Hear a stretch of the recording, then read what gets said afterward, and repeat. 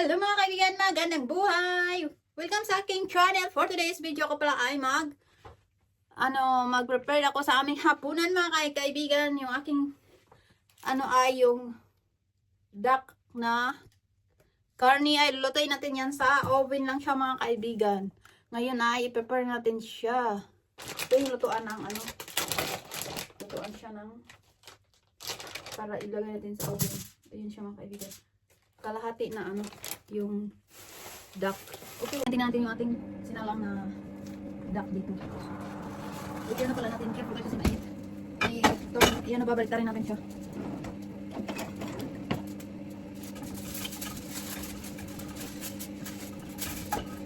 Mga kaibigan, kunin natin yung ating niluto sa oven na yung duck na karne na duck. Kunin natin siya kasi luto na yung mga kaibigan.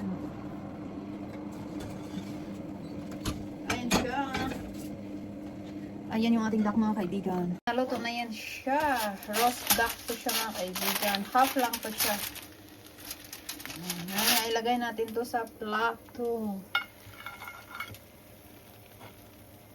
Ayan na siya mga kaibigan. Tapos mayroon siyang kasamang tinapay. Ito yan siya Ayan, nilagay ko na yan sa oven. Hindi na siya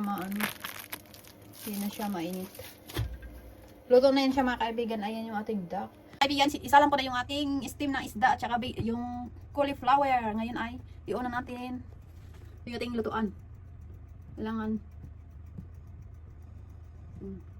natin i-choose natin yung steam. Tapos iano ko yung isda na 20 minutes. Tapos i-start na natin siya.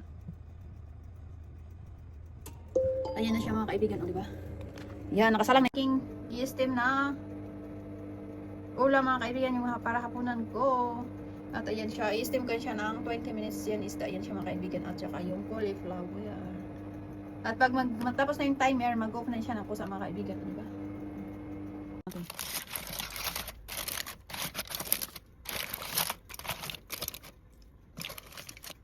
Ayan, luto na yun mga kaibigan. Luto na yun siya. Mga kaibigan, diba? Luto na yung ating isda. Ayan lang mga kaibigan, thank you for watching. Ngayon, nagkakain na tayo ng dinner.